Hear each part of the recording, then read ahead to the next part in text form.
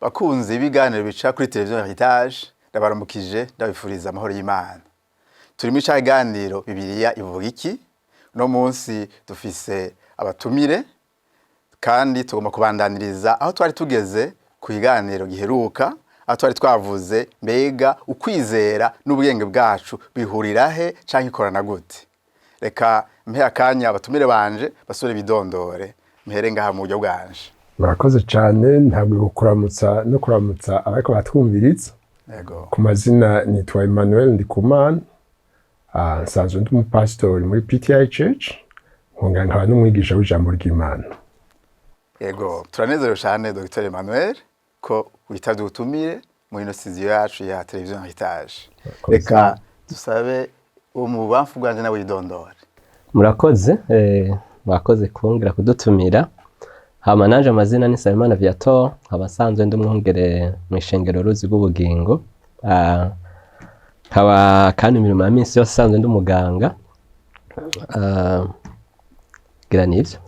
Murakoze cyane. Ego Dr. Viator kongera n'umwungere, turanezerewe kwakira muri studio yacu ya televiziyo Heritage. Murakoze cyane. Ego.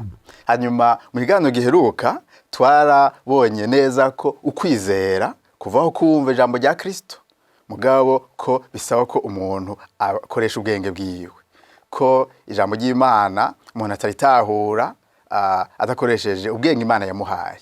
Niho hago Dr. Emmanuel yavuze ati abo tugira ijambo ry'Imana sibitazi kandi saba keha bwenge.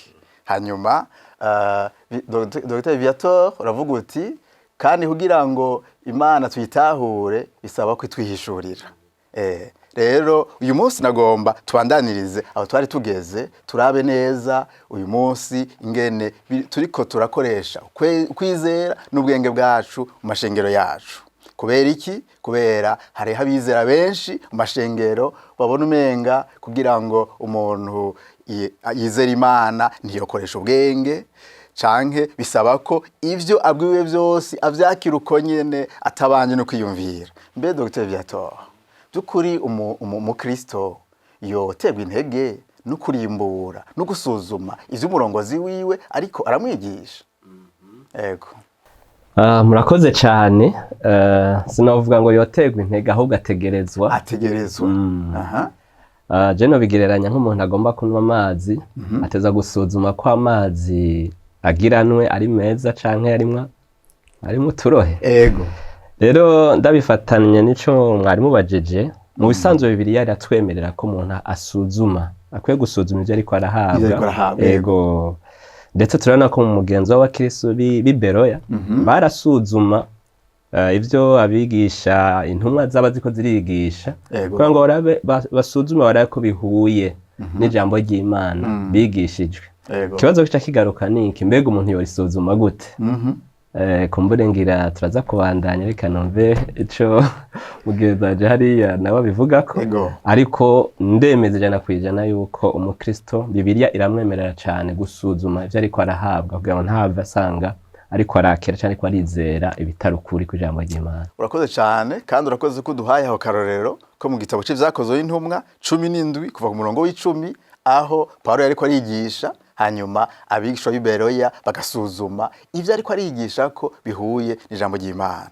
Nagomba Dr. Emmanuel ugirisha utubwiye mbega abakristo ntibakwiye gusa kwakira iyo iriyazo n'umukama baribwiwe n'umurongozi bemera bo subira gusuzuma kandi abakristo beza kwakira iriyazwe n'umukama cyane baribwiwe n'umurongozi bemera uko n'ukuri. Ego. Bivuye yuko ahubwo uwo murongozi nabo avuga iriyazwe n'umukama. Ego. Ikintu c'ingenzi ubundi agomba kwigisha abamwumviriza niwe agomba kubigisha gusuzuma. Niwe agomba kubumvisha ko ivyo ariko aravuga n'ivyo yabikuye ku mukama. Mugabo afite umurongozi mwiza, umupastori mwiza, umwigisha mwiza, si uwikwegera kw'abantu, si ubwira abantu ngo bamatane n'ivyiyumviro vyiwe. Umurongozi mwiza yerekana Kristo, yereka abantu Imana. Yereka abereka Imana, abigisha ingene babona Imana, Imana yabo, atari imana yiwe, ni imana yiwe mugabo agomba ko bamenya. Urumva ivyo nta kundi vyogenda atari uko justement abigisha gusuzuma, abigisha kumenya gutandukanya icyatsi n'ururo. Nuko no bivuga kuko umva umukristo naho uwo mwiboherako si wowe mwamana, muvanye ahura n'abandi, yumva izindi nyigisho zitandukanye. Wewe rero ugomba kumurera neza no kumufasha, umwigisha gutandukanya icyatsi n'ururo, hamukamwigisha ko ivyo bifashwa niki n'ijambo ry'Imana. Mu yandi majambo umwigisha kwigaburira, umwigisha gukura. Urumva yuko ivyo nta handi bica atari kwigisha umuntu kwiyumvira, guhweyutsa, gutahura no gutandukanya. Urakoze cyane. Reka rero tubandanye tumbere kuri ico cimiro nyene uri kumuravuga. Muri kino gihe hari abigisha b'ibinyoma, ugasanga bariko barigisha ibintu bitari vyo. Ikindi tuko turahura naco muri kino gihe ni abavugishwa b'ibinyoma, bavuga ati uku niko waragize kandi atari uko waragize, atari Imana yababwiye. None ivyo bintu bibiri, reka duhere kuri kimwe kumbure. Abigisha b'ibinyoma tubamenya gute, hanyuma twahangana nabo gute? Dr. Emmanuel. Ikibazo kigoye, ku ruhande rumwe kiragoye, ku rundi ruhande kiroroshe. Kugira ngo umenye ikinyoma ni ukubuza ukuri. Utazi ukuri ntumenye ikinyoma. Afite nico gituma washaka nawe tuvuga ngo abigisha b'ibinyoma. Ikikwereka ko abantu bari mu kuzazanirwa muri confusion. Bafata uwikavuga ukuri, bo bakibaza ko akavuga ibinyoma. Hakadu kuvuga ibinyoma bakibaza ko avuga ukuri. C'est ça la confusion. Bivuze ngo twobamenya gute bigaruka hahandi. Uburyo bwonyene bwo kumenya uwikarabesha no kubuzi ukuri uko ariko. Ukuri nako kuri mu ijambo ry'Imana. Ijambo ry'Imana atari ibi vyaduka mu mitwe y'abantu ngo aravugishijwe ngo Imana ivuze ngo, ko umuntu avuze ngo Imana ivuze ngo ntibisigura ko ari Imana ibivuze. Ivyo Imana yavuze yashatse ko tumenya byanditse mu ijambo ryayo. Urumva iri ntishobora kwicira uruhande. Uzomenya ko umuntu akavuga ibinyoma ko avuga ati ibi bintu byose uri kuravuga biranyuranye n'ivyo ijambo ry'Imana rivuga. Ivyo rero bivugwa n'uzi iryo jambo ry'Imana. Nico gituma nariko ndavuga nti umwigisha mwiza na cane cane mu bihe nk'ibi biri mu kuzazanirwa cane, yigisha abantu kwisomera, abigisha kwitahurira ijambo ry'Imana. Urakoze cyane. Hari ijambo uvuze uti ivy'Imana yashatse ko tumenya biri mu ijambo ry'Imana. Bugiya none ga Dr. Viator, nta bindi umuntu yoshakashaka hanyuma akavumbura akavuga ati burya nabonye ibintu bishasha ku Mana hanyuma bikagira ingufu. Urakoze cyane. Wavuze ngo abigisha b'ibinyoma. Tuvuze abigisha b'ibinyoma nuko haba harabigisha nabo bukuri. Kumbure kaca bituma bishobora kuzazanira abakirisu. Ati mbega umwigisha w'ibinyoma no mumenya gute? Uvuga ivyo kuri we no mumenya gute bashobora kubatandukanya. Ngarutse cyane kuko ariko arashikiriza Mwene Data Emmanuel.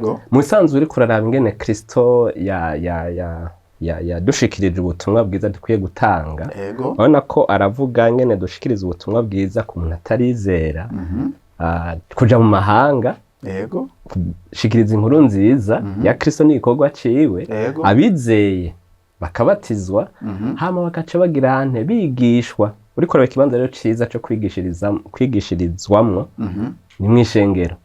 Rero aho niho nagombye kubanza guhera ngo tumvikane neza, kuko ntushobora kwigisha umuntu kugira ngo umuntu ashike ku rugezo rwo gutandukanya umwigisha w'ukuri n'umwigisha atari w'ukuri utafashe umwanya wo kugira ngo kwigishwa. Uyo mukristo rero yigishijwe, ateguwe, ahabwa ubushobozi bwo kwiyumvira yisunze ijambo ry'Imana. Kira noneho Paulo yarabivuga neza, ariko aragabisha abigisha uko amashengero yose yatanguza, kuko nawe yarazi ko ico kibazo bazohura naco, hari abazoba bita abavugishwa ariko atari bo.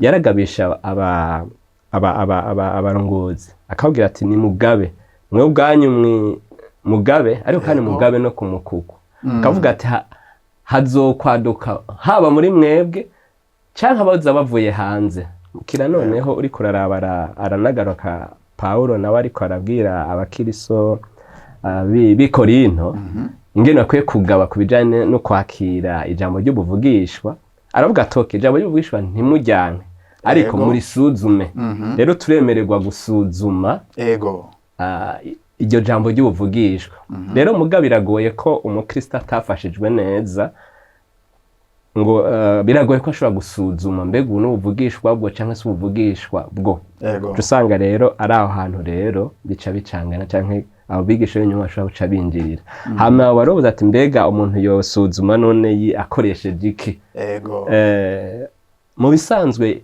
n'ijambo ry'Imana ndemera ntakekiranya yuko icyatumye impemu yera atangwa no kugira ngo adutahuze ijambo ry'Imana rero ariko ratubwira uko nivyo umwanditsi w'igitabo kanaka w'imirongo kanaka hari iciyumviro yaba ariko aragomba gushikiriza abantu bo muri ico gihe kumbure kubw'impamvu kanaka naho ndiko ndagaruka cyane ku ijambo ry'Imana ariko kandi mbega kugira ngo ushobore gutahura ico Imana iriko irambwira biciye mu ijambo ry'abaca mu buvugishwa ni ngombwa ngo mpemu yera antahuza muri kire naco ndagana bavuga ati mpemu yera nawe ntatubwira ibinyuranye n'ijambo ry'Imana atubwira ibindi bishaje atubwira nyine atumurikira muri vya bindi akabizana mu bihe tuba turiko turacamo bivanye n'ivyo dukeneye rero ashobora gukoresha abantu mu ngezo zitandukanye bivanye n'amabango ingene akorana mw'ishengero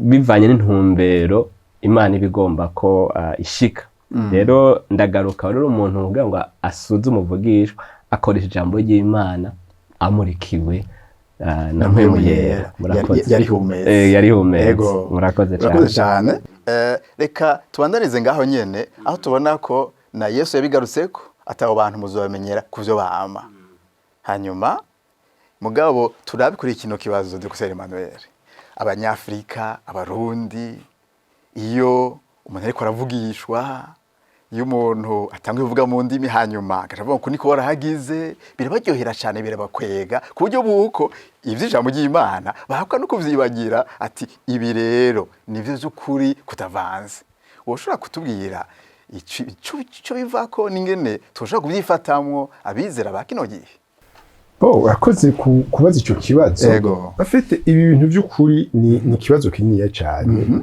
gifise amangre menshi umuntu yokirabako kimwe afite kuvugishwa gusuzuma kugira iki kamwe tubone yuko tugiye mu mashengero mwese mubaze kubona ko ari abantu batarakizwa bataraje mu bintu biti by'abakizwa ubona abantu bazima biyumvira bameze neza hama bamaze gukizwa bagahura nabo bigisha nyene nabo bavugishwa iyo umuntu kamuyoberwa kibaza ko ari wa wundi kibaza ingene vyagenze aco gituma abantu basuzura n'ibintu vy'Imana kuko ubundi umuntu yahumekewe n'Imana umuntu yamenye Imana ubwenge ubuntu byagomba kugwira gusuma uko vyahora ikibazo bigenda gute ngo ibintu bicurama ico ni kimwe donc bikwereka yuko muti ko turavuga twamutwiye ko ibituvuga ngo ubwenge kwiyumvira ni imwe mu bintu bigize umuntu yaremwe n'Imana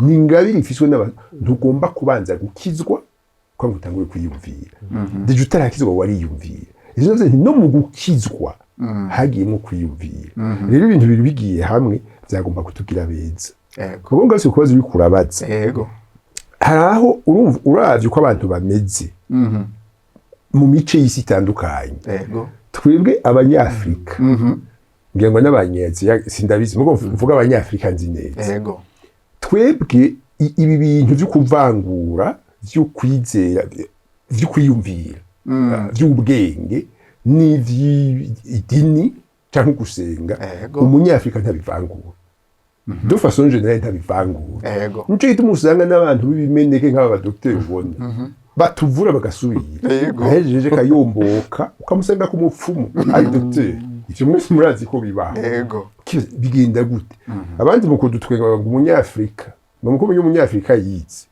ukuguru kumwe kuba mu ndege ukundi kukaja ku mupfumu.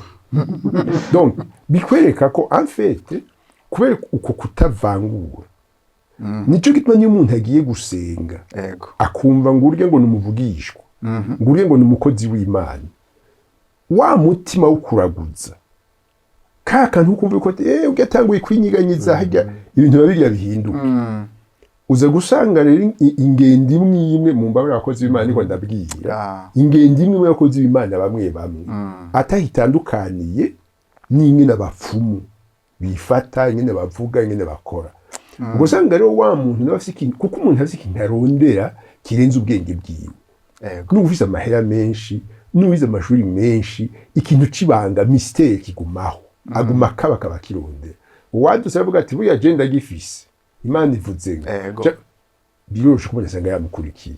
Donc nibaza yuko ahanini abanyafrika benshi nuko twubatse izari inkomezi zacu zihinduka intege zacu.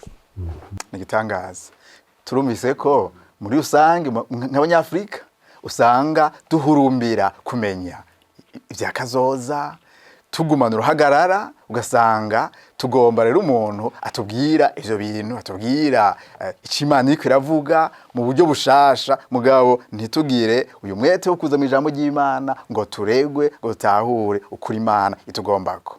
Ngomba rero tumbereze impanuro ku mukristo wa kino gihe ngene yo vyifatamwo mu gihe ariko arahura n'abantu nk'abo hanyuma kandi tumbereze impanuro no ku murongozi w'ishengero canke ku mungere kugira ngo turabe ingene toshobora gufasha iyo migwi ibiri kuko muriko murayibona ko mu vyumva ni ibintu vyeze cane aho abakristo bashobora kuzimirira muri izo nyigisho z'ibinyoma. Twofasha gute umukristo wa kino gihe kuri ivyo bihe no kuri aho kahise gasanzwe kamugize ego. Urakoze cyane nibaza ko nobanza ngahera kubunge ego icambere no gutahura igikorwa Imana yaduhaye nk'abungere ego mu gatondo none ariko ndagerageza kurimbura ku ijambo ku majambo y'Imana aho Yesu yagirira compassion abo impuhwe abonye igugu ry'abantu kuko yabona ngo basa n'ingabo zitagira umutware canke intama zitagira umwungere intama zitagira umwungere. Rero novuga ngo icambere nk'abungere no kugira izo mpuhwe zabo baragiye kuko umwungere musa natwo bigarukana mu buryo busanzwe umwungere aragiye intama agirira impuhwe intama bivanye n'amabingira canke na danger ibihari. Rero ngaruka kubunga avuga ati nidutahure ko Bibiliya bino bihira bivugaho aho abigisha b'ibinyoma bashobora kubaho canke ko yabivuze abashobora par ignorance bashobora kuvuga ibintu bitari muri Bibiliya. Ico rero kica ingaruka hehe ni gute umuntu rero yoragira neza ubusho Imana yamujeje. Icambere nuko nko twayibonye yo kwigisha neza abarongoye kugira ngo bashe ku rugezo gutandukanya ikibi n'iciza. Ubwo nibwo buryo novuga bwa mbere je novuga bukomeye kuko urumva ntimugumana mu ishengero arataha muhira arakonsulta ama réseaux sociaux niki. Rero iyo wamufashije mu byo gushobora gutandukanya ikibi n'iciza biroroha. Rero icambe nuko abungere bokwama bari hafi y'intama bakabigisha hama kandi bagacungera ko ata nyigisho ndavuga cyane cyane nko mu ishengero ziriko zirinjira zinyuranye n'icyo jambo ry'Imana rivuga. Ikindi cyake ku bakristo naho numva umenga no bahamagarira cyane kugira icizere abungere babo kuko hari igihomenga umuntu arafise ahantu asengera n'ahandi hantu aza gutora vya bindi vy'impwemu reka ndabivuga uko ivyumba vy'amasengero aho rero haca haba ikibazo no kuvuga abandi majambo n'intama ibivuye mu ruhongore y'intama rivuye mu ruhongore biroroha cyane kwihura n'idubu ibigiye hanze y'umutekano hanze ya protection. Rero nabahamagarira cyane ko umukristo wese agira habarizwa agira umwungere wiwe. Ikindi cya kabiri iyo ahuye n'umuntu ariko aramubwira ubwo buvugishwa ni abariko baratumviriza batahure ko tutariko turagwanya ubuvugisho, turiko dusana iyo ekilibre kugira ngo abantu b'Imana bafashwe, kuko ingabire zose amabango yose yatanze kugira ngo abantu bafashwe. Muga kubera abakristo baba batarashika ku rugezo rwo gukura, baca bagirane vyoroha ko bakira vyose. Aha niho ndiko kuko mu bebe spirituel nk'umuntu atarakura mu vy'impwemu, burya ubuvuzi bwa nyuma niwe afise ukuri. Canke ingene yabivuze, l'impression yatanze, abona umenga yabe hatarishije, akaca murutisha rero wa mwungere wiwe. Hamwe azaza avuga ati ego ndafise umwungere, umva naho yitirirwa muga ahantu aza gutora vya bindi akeneye. Hama ikindi ca kabiri naco ngarakanye kuri ico kintu nyene, abo bantu kubera ubwo buto mu gakiza, uko guhinduka kuba kuri yubaka muri bo, baba bagifise ibintu bahurumbiye, imitima yabo ihurumbiye ivyo bifuza, ivyo bashaka. Iyo rero babonye ko hari inzira ya hagufi bashobora kubironkamwo biciye mu buryo bw'ubuvugisha jambo ribavuzweko, murumva ko rero niho hacagirane hatangura vya bibazo. Rero novuga gerageza nk'ubu guhigeranya ivyo vyose, haba ku bungere haba ku bakristo haracari ikorwa cyo gukora. Murakoze cyane. Murakoze cyane. Reka Tumwimana Emmanuel, Dr. Mbega umurongozi umwungere tumufasha gute muri iki gihe? Nk'uko babivuze, hariho kahise katuboshe, hakabaho n'ibyo tukudahura nabyo kino gihe, kandi na Yesu yari yabivuze muzohura n'abigisha b'ibinyoma n'ibindi. Mbega none twafasha gute uwo mwungere? Twafasha gute uwo mukristo? Umukristo we uvuze ngo twafashe ko tumwungere, twafashe tumukristo. Ufatiye ku byo yaje kuvuga, umukristo wabagenda ko wamufasha, kuko bavuga ngo ndafashwe n'umwungere. Mugabo ibi biko vyerekana afite ibibazo biri imbere yacu uko bimeze. Ubwa mbere ndibaze ko umukristo mwiza ni umukristo azi umwungere wiwe, ni umukristo azi umuryango wiwe, ishengero akuriyemwo, yigishijwemwo, atahamwo. Mugabo afashe ivyo vyatoravuze, jewe hariho amakenga bintera. Urumva umenga ivyo vyari gukunda cane uko isi yari yubatse mu gihe giheze, uko ubuzima bwari bumeze. Hona tucaruka, twe twari mu ishuri vyari bitandukanye, kuko umwanya wo kuba muhira wabaye muto, umwanya munini twaba mu ma interna.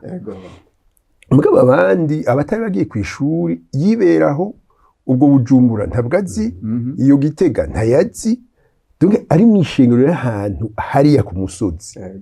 Umuntu wenyene yabazi ibintu yashaka kumwigisha yari pastor. Kamwe turakonetse kw'ivyo no munsi bitagikunda, isi uko imeze ivyo ntibishoboka. Umukristo umuntu yizera uko isi imeze, ahura n'imiyaga n'amabomba ava agosha droite. Ivyo vyose umukristo w'uno munsi umwanya ndamufiseko, no kuri YouTube, no kuri Facebook, umunini ari hehe? Ari muri ivyo bintu je turi kumwe.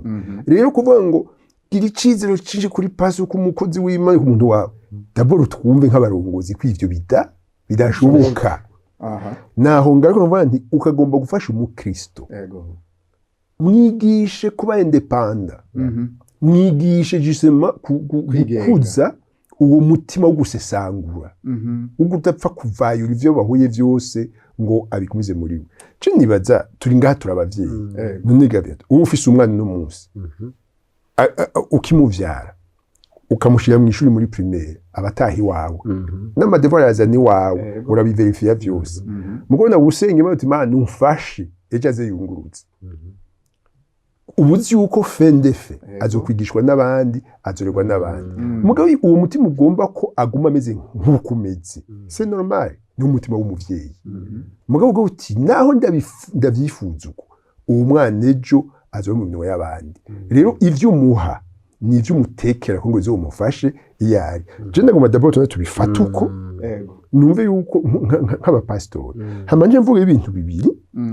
Kimwe, aba bantu twita bigisha b'ibinyoma, twibukanye ko si bose bigisha ibinyoma kuko bashaka kwigisha ibinyoma.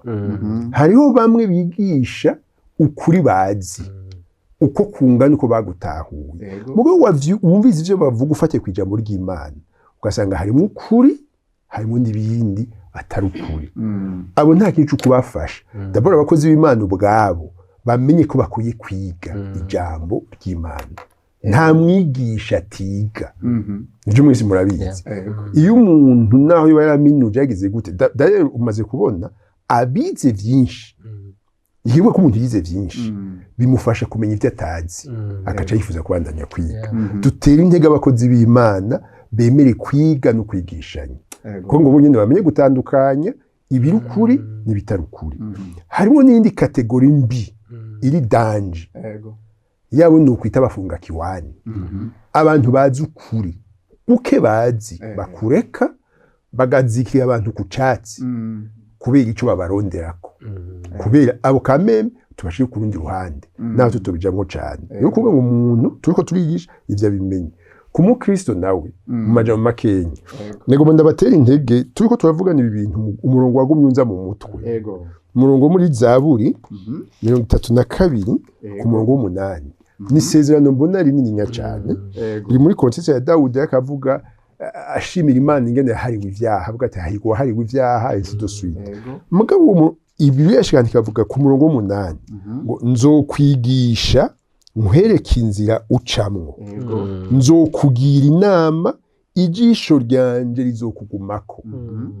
Nzokwigisha nkwereke inzira ucamwo, nzokugira inama ijisho ryanje rizokugumako. Ndagomba kuvuga ko Imana irazi imitima y'abayinyotewe. Imana irazi imitima y'abifuza kuyibona. Imana irumva amasengesho ati Imana womfasha nkatahura kuko nzazaniwe. Ni isezerano yashizeho, nzokwigisha ndakwereka inzira ukwiye gucamo. Mugabo umurongo ukurikira kubera iki cigwa turimo ntitwogarukira kuri iryo sezerano gusa. Umurongo ukurikira uvuga ngo ntube nk'ifarasi canke inyumbu bitagira ubwenge, bikwiye kugira imijiginya y'ivyuma n'ibitsibo vyo kubifata. Bitabaye bityo ntivyokwegera. Umurongo nibaza kesha abantu bawumva. Imana yaseze ngo nzokwigisha nkwereke inzira ukwiye gucamo. Mugabo ntube kuba abantu nka cheval, ntube nka ane. Nibikoko uno munsi n'imodoka niki ni igikoko umuntu akoresha bifise ikimazi kinini cyane mu gutwara abantu mu gutwara ibintu. Mugabo yabwiti nubwo ndaguseze ntube nk'ivyo kuko vyo vyone kugira ngo kimenye iyo kija, imenye ko igomba kunyaruka cyo kugenda bukebuke. Ni ikintu bashira ngaha mu kanwa bagafata umugozi bagakwega. Mu yandi majambo uno munsi basi muri angaje uno munsi ntube en automate, ntube en repos. Nzokwigisha. Mugabo ntube n'ikindi kitagira ubwenge. Imana niduhamagarira gufita ubwenge, niduhamagarira kwiyumvira no guhweyutsa. Mugabo abakristo bareme kandi ubwo bwenge urumva ni ya connection n'umupastori wiwe. Rero numva umenga tugira ivyizigiro nuko kamwe ntidutinye rimwe na rimwe iyo umukozi w'Imana ibyo yakavuga wumva ko harimo ibintu bitaye umurongo kuti ivyo bavuga vyari byo. Mugabo hamwe n'ivyo gukosora kuko uwo n'umuntu mu kutamenya ariko kwiyagiza ukutamenya. Mugabo twibuke n'abafunga kiwani ubwo nabo nyene kuri baruzuye Imana bahetse. Urakoze cyane, ndagushimiye ngene ushizeho uyu muco ngene muri abo bigisha b'ibinyoma hariho bamwe babigira mu butamenya, barakunda Imana bike bazi baravyigisha mu bwizigirwa, hanyuma ivyo batazi bakabivuga uko nyene batabizi. Abo no kuri barahamagariwe kwiga, kandi uravuze uti Imana iragomba ko twiga nkuko ijambo ry'Imana reje kubitubwira. Hanyuma mugabo hari abandi bateye ubwoba bazi neza ko hari izindi nyungu bariko bararondera. Paulo yavuze ngo Imana zabo ninda, kenshi baba bagomba ivyo bunguka mu bantu bariko barabwira ubutunzi n'ibindi. Abo rero nabo kwiyubara cyane. Hanyuma reka Dr. Viator ugire nawe kindi unganiye.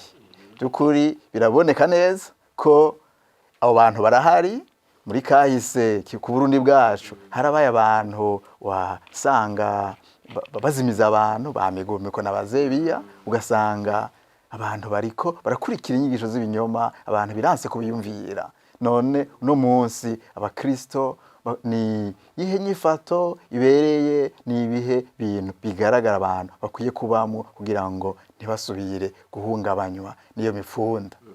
Yego. Murakoze cyane, ikiganiro cacu kiko kiragerageza kandi nsimo kushiraho iyo ekilibre. Yego. Ingene umuntu ashobora gukoresha ubwenge kugira ngo mbega ubwenge no kwizera bikorana gute kugira ngo umuntu ashobore kuba umuntu ari ekilibre. Yego. Uvuze ca Zebiya na Migurumiko uriko uraba abantu batwawe n'izo nyigisho, usanga bari mu mice yose, hari abadokiteri, hari aba engineer, hari abantu bize n'abandi usanga bose barimo. Niho rero usanga rero ca tugaruka tukagira twekilibre iki kintu. Burya ubwenge bw'umuntu ntibumufasha kumenya Imana, aho ubwenge bw'umuntu buramurikirwa, niko je ndabitahura, buramurikirwa bukaca ubona gutahura Imana kandi ubwenge bukaca bukoreshwa neza. Aho nariko ngomba gufasha nk'abantu bavuga ati turafise ubwenge, tuzokoresha ubwenge bwacu budutume tudashobora guhendwa. Urabona ko nabo barahenzwe, reka ndabivuga uko twovyemeranya ubu unye turavuga ko abantu bakurikiye Migurumiko canke Zebiya bamwe muri bo urabona ko bahenzwe naho bari baciye ubwenge. Naho ca tugaruka rero ati ubwenge rero hariho ubwenge novuga reconnaissance, ubumenyi umuntu aronka, hakaba n'ubundi bwenge novuga sagesse umuntu yakira buvuye mu gutahura ijambo ry'Imana no kushira mu ngiro mu buzima bwe, ko nako ari umuntu afise ubwenge neva ku Mana. Rero ivyo byose birafise ingene bikora. Rero novuga ngo ntitwobivanga, ariko novuga ngo Imana yabiduhaye byose bigize ntibikenewe kandi ari ukuntu vyinjira namwe. Rero novuga ngo ngarutse kuri kino nyene twariko turavuga, kandi no mu murongo yadusomeye Emmanuel bivuga ku murongo w'icende wariko uramfasha cyane ngo ntimube nk'ifarasi canke inyumbu itagira ubwenge bikwiye kugira imijiginya y'ivyuma n'ibitsibo byo kubifata. Hano undi muravuga ngo nuko mugira ijambo ry'Imana muri mwebwe rigwira ngo kandi riri mu ubwenge. Hane naho muri Zaburi 111 umurongo w'10 ngo itanguriro ry'ubwenge nukubaha Uhoraho. Ucubona rero ko vy'ukuri ivyo bintu byose ntushobora kubitandukanya. Ngarutse rero ijambo ry'Imana rigamije kuduha ubwenge dukoresha iyo turiko turabaho ubuzima Imana tugombaho muri nose. Ndabivuze mu majambo make. Murakoze cyane. Igihe wariko uravuga ingene ubu bwenge Imana yaduhaye duhamagarira kubukoresha mu buryo bwubaha Imana, mugabo ko umuntu mu bwenge bwiwe ivyo atobishobora. Hari ivyimviro bintu nibuka ingene abigisha abafarisayo ingene bari barabwiye ivya Yesu mugabo biranka ingene bamwizera ingene bamwiha. Hanyuma hari n'iri jambo riri muri Yeremiya 9 kuva ku murongo wa 23 gushika murongo wa 24 aho havuga nyene ngene iyo umunyabwenge agombye kwishimira ubwo bwenge gusa naho nyusanga yahushije. Havuga ngo uku ni kuhora havuze umunyabwenge ntiyirate ubwenge bwiwe, kandi umunyenkomezi ntiyirate inkomezi ziwe canke umutunzi ngo yirate utunzi bwiwe, ariko wirata niyirate ibi ko yamenye akantahura yuko nduhoraho nkunda kugira imbabazi no guca iziroranye n'izigororotse mw'isi, kuko ivyo ari vyo bimpimbara. Naha rero ubwenge Imana yaduhaye bisaba ko Imana bitumurikira kugira ngo bufate uyu murongo. Hari ico ufise bivuga ga Dr. Muriko muramvuruga mugabo kandi ko mumvuruze naje ndabavuruge gatoya nimwe muriko murabiza dufate kuri kiyago nyene cinge n'ubwenge n'ukumurikirwa n'Imana ingene bikorana. Ubwa mbere mpeye ko abafarisayo na Yesu muriko murazana ko ngo n'uburyo bwanje buza kubitaho vy'ukuri tuvuganye. Uwo mufarisayo uvuga yari yarize ijambo Ancien Testament yarayize, haca haduka umuhungu umwe yavutse abona azi nyina wiwe nase amuzi naho nase hamabukeye uwo muhungu ngo ni Imana. Wowe ubwenge ufise ubwenge w'ivyo wovyemera peut-être babiza kuvuga cyangwa uti udahishuriwe n'Imana. None hanyuma natwe turadutse mu kinjana ca 200 hari umuntu yitwa Yesu. Yego. Yesu ni Imana yagiye mu ijuru. None hagati mu Farisayo na twebwe vy'ukuri ukoresha ubwenge ninde? None wumva we kwizera urumva biroshe twe kwizera Yesu ko ari Imana. Yego. Kuvyizera. Mugo bigarukanye mu bwenge na twe vyo tuvuga mu by'ukuri. Yego. None wumva Yesu na Migurumiko ntiwumva ko havaho bahuriye aje bati Imana ni jewe. Sizi ko twumvikana. Donc bigaruka kuco wari uvuze uti ubwenge bw'umuntu ntibudufasha kumenya Imana. En fait turumva no muri langaje yacu haguma hariho danger yukopoza ubwenge n'ukwizera. Alors que ugaruka wavuze neza ukerekana ko vyuzuzanye. Yego. Ngaruke hamwe na hera. Umuntu atagira ubwenge ntamenya Imana. Icyo tucumvikana. N'abito ngo bafise ubwenge bibaza ngo abazi Imana n'ibigugu. Ahubwo bajya nibo biyumvira nabi hari ico bataratahura. Umuntu atagira ubwenge ntashobora kumenya Imana. Rero twavuga tuti ubwenge gusa. Kamwe kuvuga gakebura umuntu umwe bibaza ngo afise ubwenge. Ubwenge gusa ntibudufasha kumenya Imana. Mugabo kandi tudafise ubwenge tumenye Imana kuko Imana mu kutu afite mwibuke Imana muri kamere kayo mu bigize Imana harimo la rationalité harimo ubwenge natwe twari mu ishusho y'Imana ko twari mu ishusho kandi ituma mu ishusho yayo iduha ubwenge ngo dushobore kuyitahura sinzi ko vyumvikana urumva rero ibi bintu bibiri ntitubishira en opposition twame twumva ko vyuzuzanya kuko natwe turagaruka abafunga kiwani badutse ibara riraguye abantu ni ugaruka kuti wa mukristo gira ubwenge none ni wumva ko ahubwo fasha abantu ko kumenya ubwenge ko vyico bimaze umuntu ashobora kwisomera Bibiliya afite chance nyinshi cyane zo kumenya Imana yizeye gusumba urindira kuyisomeko none sivyo umuntu ashobora kuyisomera mu ndimi zitandukanye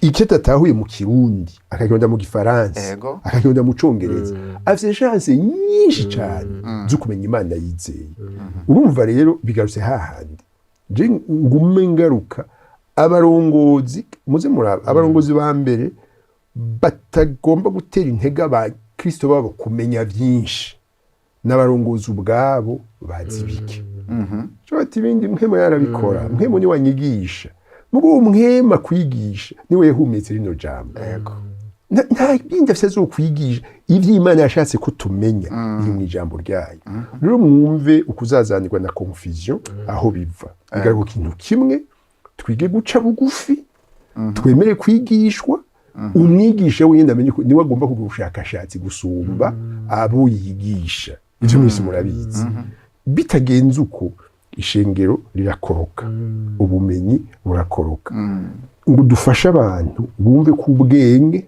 no kwizera ntibitandukanye kimwe ntikigwanye ikindi narababwiye mbere ikizo kuba ko umuntu yahishuriwe n'Imana by'ukuri atayikanze atahuye n'ivyo bintu by'ibintazi Imana ikwihishuriye bigutera kwifuza kumenya Imana yakwihishuriye yariyo iyo nyota umaze kuyigira ikugarukana mu ijambo ryayo ijambo ryayo naryo rigutera inyota yo gusenga nuko kugufungura no kunywa amazi mu by'ukuri kimwe gikwega ikindi niko urumva rero Imana yakwihishuriye bigutera inyota yo kuyimenya uyimenye gatonya ucubona vyinshi utayiziko bikagutera gusenga muri kwa gusenga ikakwihishuriye reka Imana idufashe n'abakozi b'Imana ibafashe hanyuma n'abakristo bumve umuntu wese yavyaye umwana nta numwe yifuza kwa mahetse umwana yavyaye unezerwa nuko umwana yeka arakura umubona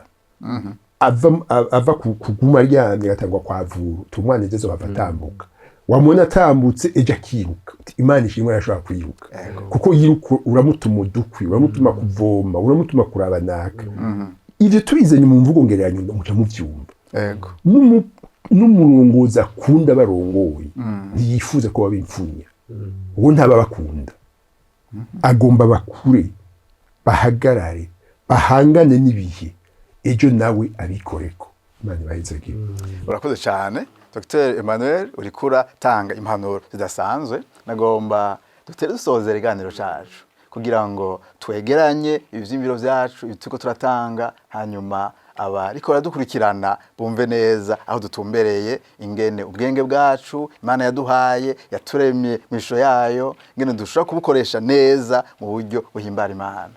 Mu gusozera hari ico wumva wo kongerako? Murakoze cyane. Mu bisanzwe turiko turavuga ikintu cyo kwiga, ana Yesu yarabona ko gikenewe gose, n'ikimenyamenya yarabanye n'intumwa arazigisha, ndetse arababwira ati muze mubigishe kwitondera ivyo nabageze. Umva ko yarafashe umwanya wo kwigisha. Hama nibaza ko Mpwemu Yera aroroherwa kurongora umuntu ariko ariga ijambo ry'Imana, ko Mpwemu Yera ntatubwira ibinyuranye n'ijambo ry'Imana. Ndetse mu butumwa bwiza bwa Yohana, Yesu ariko aravuga bimwe mu bikorwa Mpwemu Yera azokora, ngo azobibutsa ivyo nabigishije.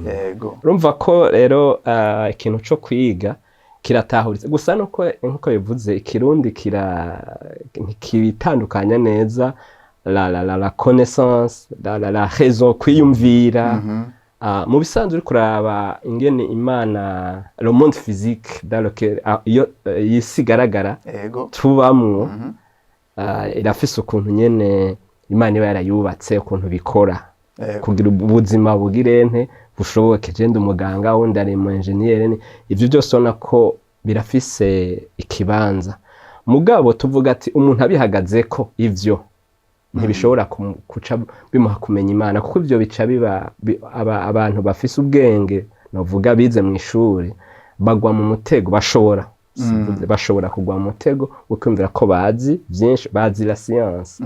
Mugiye Imana naho ni haraca avuga ati okay, la science irashobora kumurikira ukabona ko hari un être suprême, mugabo ntishobora gushikana ku gutahura Imana, kuko Imana ni mpemu, itabura mu buryo bw'impemu. Niho rero Mpwemu Yera agira ntacaza. Numva hansa nuriko ndagaruka uri kakana. Ariko tugarutse kuri ikintu, uko rero umuntu rero yubaha Imana, agenda yagiga ijambo ry'Imana, asanga burya ni na Bibiliya hari kigenda ivuga muri buno buzima bwacu bwa minsi yose mu buryo bw'ikibano, la sociologie, ico birivuga ko mu buryo bwo kwinova, kuko nibaza ko Imana nayo birayihimbara iyo turiko turavumbura mu byo yaremye, hama tukagira des transformations à partir des matières premières. Reka ndabivuga uko biragaragaza, ndibaza ko Imana birayiryohera. Rero uyu muntu atahura Imana akaba ariko aragira ubwenge muri ubwo buryo, murumva ko bica biryoha. Kandi kira noneho turafise aba les scientifiques nka Albert Einstein n'abandi, wasanga ubumenyi bafise bavuga ko babuhawe, baragira iyo soumission à la volonté divine. Uyu ni Albert Einstein tuvugaho, yagize amateori menshi, ubuhinga bw'inosi bwubakirako n'amarusheshe usanga ariko arafatira ku byagize yavumbuye. Abo rero novuga, nshatse kuvuga rero nti batwumviriza ahubwo itanguro by'ukuri ryo kumenya Imana canke ry'ubwenge no kubaha Imana, hama ikaca kumurikira muri ivyo byose. Rero nico na numva no kongera ko rero Mpwemu Yera ntitumubeshere ngo acafuta oya, ahubwo aza kumurika kugira ubwo bwenge tubukoreshe neza. Hama kandi kirengeye ivyo akaduha rero kuvumbura umutima w'Imana mu ijambo ry'Imana, kugira ngo turushize gusa na Kristo, aho acaza rya jambo rivuga ngo turi umunyu w'isi, turi itara igisagara kiri ku mpinga y'umusozi. Nubone mu buryo tuba turiko turagenda duhinduka dusa na Kristo ngo tumurikire abatarizera. Murakoze cyane. Urakoze cyane Dr. Viator. Ndikumana Emmanuel niwe yavuze ati azara tuvuruga, ngoma ndakuvurugiye Dr. mu mwaka wa 1999 Dr. John Stott yaje mu Burundi, kandi ni wari wamutumiye, hanyuma ariko ariyigisha mu universite. Yatanze akarorero ati ubwenge rero mubwishimiye, hanyuma ntimurondera Imana ngo musenge, ati muzoca mumera nk'iya kinyamurobo gifise urutwe runini n'agatumba konze cyane. Ubu bwenge none twoshobora kubutumbereza neza gute kugira ngo bugire amagara meza mu buzima bwacu bw'imweho? Nuko ivyo yavuze biciriye hagati. Umva yavuze ati ufashe umutwe ukawuzuzamwo ubwenge, nubwo bwo mu ishuri, ni physique ya Einstein uri kuravuga, ni ibintu bitandukanye, ukuzuza mu mutwe dawe burya ntiyakavuga washaka n'ubwenge bwo mw'ishuri bw'amasiyansi yari kavuga bibiliya yari kavuga nawe bifashe nka teoloji nka siyansi ubumenyi uza gushika ahantu ufite urutwe runini kujya ku kinyamurobo je kuko nta n'ivyo nari nzi kwaza nari navyibagiye batubwiye ikinyamurobo gifite urutwe runini agasiga akantu kangana ati mugabo kandi donc sinzi ikindi yavuze naco iyo umutwe uwimye ubwo bwenge abandi babakiriso bama ku mavi mfite ubu yose muri niko ndavuga ngo abakiriso mu mbabarira hari abantu bazi ko kumenya Imana bayimenya bari ku mavi amaso yugaye kuko abaporotari turi mu bantu basenga amaso yugaye ukacabaza ngo ko amaso yugaye nk'abafukamye ncamenya Imana sivyo urumva kumenya Imana urafite umwanya wo kugara amaso ushaza uyuga ko ngo wiyumvire kujya kwinka yuza yego ugomba gufite n'umwanya wo kugurura amaso wo kubona Imana yaremye kubera iki kuko ubona ni John Stott inyenyeri zitwereka iki uravye hejuru ukabona inyenyeri ukabona ukwezi ukabona izuba uri umuntu afise ubwenge bikubwira ngo ibi bintu birafise uwabishizeho umuremyi birafise uwabiremye wewe urashaka kwiga ivyo twita kuvumbura wiga distance canke vitesse lumière igenderako